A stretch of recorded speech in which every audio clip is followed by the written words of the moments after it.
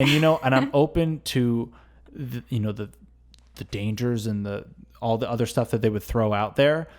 But I think we've proven that those dangers are not as bad as what we're already doing. Yeah. So if we're looking at what we're already doing, we're ruining lives. We're locking up, fathers and mothers for a thing that is not. It's just not that big of a deal. It's not that big of a deal. And I also would argue that psychedelics are not that big of a deal either, when used responsibly. Yes. The scary and for part the right is reasons. The scary part is that people are people, and so changing somebody's consciousness has profound effects on their life. And so there are elements to that where you're like, I need to make sure that these people are able to do it responsibly and keep themselves grounded on the planet. Because, you go to some pretty heady places there, but it's easy to just get lost up there. I think it's more useful to be grounded here because at the end of the day, you're in this body and you're in this game. And whether you like it or not, this is the game that we're all apparently playing. Mm-hmm. And we can fight to change the game. And if you guys want to change what we're doing, then we can get together and we can do it. We have the numbers. Yeah, we do. So, if we want to change the game and we want to make it more fair for everybody, then by all means, we can do it. And the way you do it is by activating yourself, by waking up yourself and waking up the people around you. You can only affect the people around you. And with the internet, maybe a little bit more. Yeah. But mostly just the people around you. So and it's start that quote. there. There's a famous quote, you can't change the world if you can't change yourself. Mm-hmm. And I think to master oneself is a way of changing the world. Like it's a way of becoming more conscious for each other, it's selfless. When you start thinking about the earth and how you're using it and how we're treating it and how we're treating each other, when you start, you have to start with yourself. And then from yourself, you have to go into your community. Like they say, it takes a village to raise a child. That's me and you. That's all of us. We were all children one day. It takes it like each other, like really, we're social beings. And we can do it. It doesn't, it's complicated. There's a lot of things that go into it, but on the premise of it, it is just coming together and understanding that if we create specific organized efforts in certain areas, the areas that we think will help most. So getting money out of politics has to be a high priority. Getting healthcare to every American's got to be a high priority.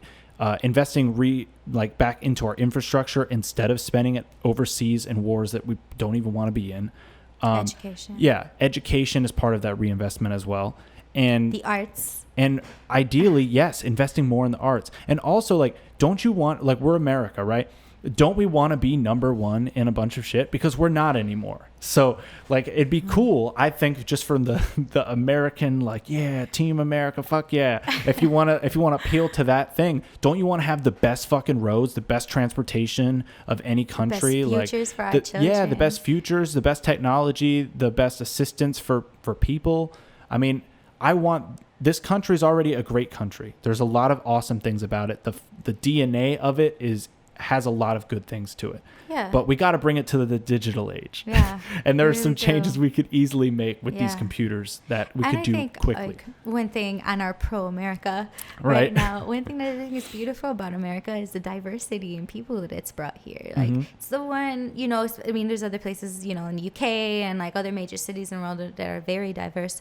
But for the most part, there's a thing around the world, most people want to move to the United States and do move to the United States in this hope of dream and living the American dream. And it brings people with a good, with drive, with people who want to come here and do good for themselves and for their family. And that's something that's beautiful about America is the people that it's brought together, different kinds of people. We could walk down the street right now and have Mexican food. We could have Chinese food, Thai food. Argyle is right around. We have Vietnamese food. There's just and authentic. It's true. And you have Indian food a little bit this way on Devon. It's beautiful that you have all these cultures and that come together and we come together. That's exactly. What it started, and come together by mastering yourself. All right.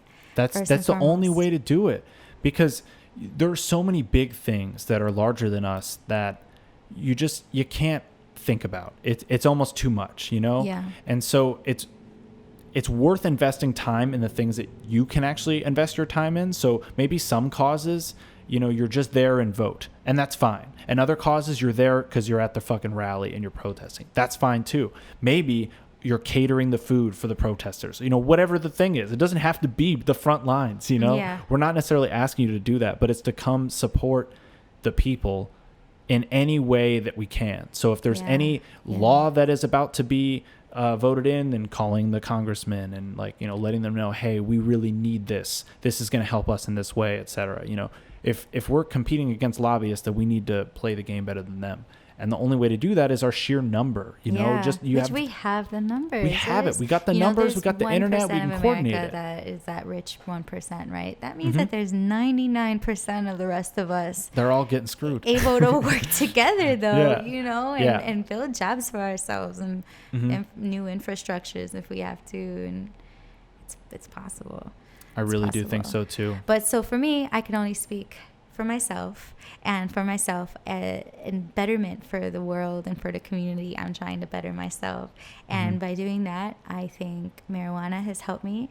I think mushrooms have brought me to a real place of deep understandings of myself and just centering myself through my art. My art first and foremost has illuminated my imagination and allows me to go places I think most people may be scared of creating anymore, And you have to just tap into that thing, because that thing is like your creative expression, and having something to get out, which I think is part of the human psyche, is like we need to create something and feel good about it. And so for some people, it's physically making something. For other people, it could be just some physical activity or something. It doesn't even have to be making a thing. And maybe just, I love to run in the forest, whatever the thing is, right? Do that thing. And the more that you're doing it, the better you're going to feel, the better place that you're going to be in, the better decisions you then make from that point forward, and the more mindful that you become of the experience that you're in. And I think that you'll find a greater appreciation for those moments. Yeah. You know what I've been finding for myself is different forms of meditation. Like being as busy that I am, and I think for most people, it's hard to find that time every day to sit down and meditate for 7 to whatever minutes or however long you meditate.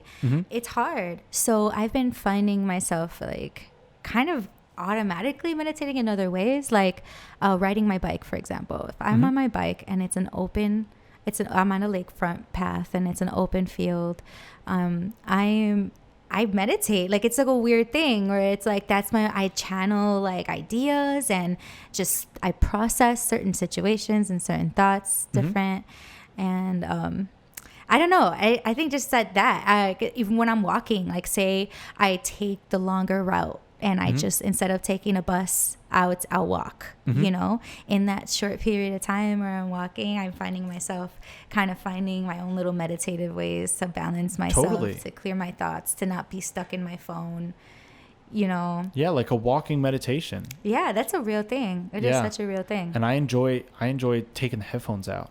That's something that I've been doing lately. And on my lunch breaks at work, I have this street that I can walk down, and I walk at 20 minutes down that way and then walk back, and it's a beautiful street. There's a bunch of birds. It just is calm. It's pretty quiet for it being the city, given where it's at, and it's my zen. It's my time to kind of not only get up and move, because sometimes I'm moving around a lot of work and sometimes I'm sitting down a lot. So to actually have the time to spend it outside, especially with how shitty this winter has been and how little I've been able to spend outside.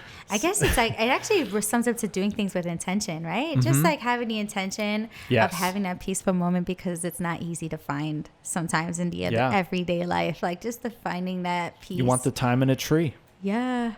Yeah, Raleigh Ritchie. Shout out to Raleigh Ritchie. I love that song. Grey Worm. I know. That was, I knew the singer, the songs, and I knew him, but I didn't know they were the same person. Yeah, Grey Worm.